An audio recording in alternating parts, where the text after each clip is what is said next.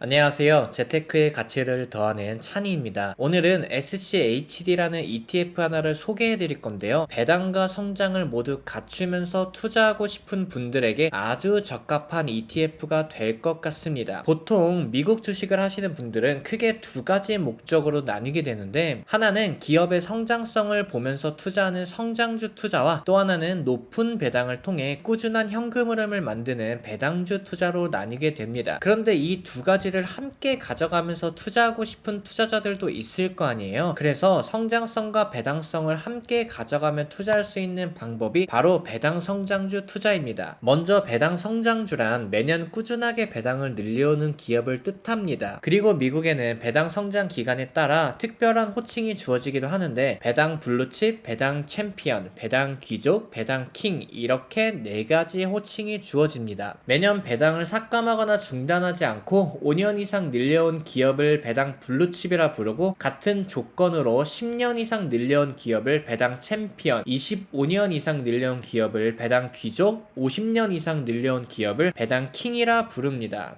매년 배당을 늘린다는 건 그만큼 기업의 성장성이 우수하다는 증거가 돼요. 그래서 성장성과 배당성을 함께 갖고 투자를 하고 싶다면 배당 성장주에 투자를 하면 되고, 그 중에서도 배당 성장 기간이 긴 기업일수록 유리한 투자가 됩니다. 그래서 오늘 소개해드릴 ETF가 배당 성장 기간이 10년 이상인 기업에 투자하는 ETF이기 때문에 배당 성장주에 투자하고 싶은 투자자에게 아주 적합한 ETF가 될 수 있다는 겁니다. 이 ETF에는 특별한 점이 하나 있어요. 이 ETF만이 가지고 있는 기업 선별 방식이 있어 안전성이 높다는 장점까지 있습니다. 그래서 개인적으로 배당 성장주 ETF 중에서는 가장 좋아하는 ETF 중 하나입니다. 오늘 소개해드릴 SCHD ETF를 간략하게 살펴보면은, 자산운용사는 찰스슈왑이고 상장일은 2011년으로 운용기간이 약 11년 정도 된 ETF이고, 운용보수는 0.06%로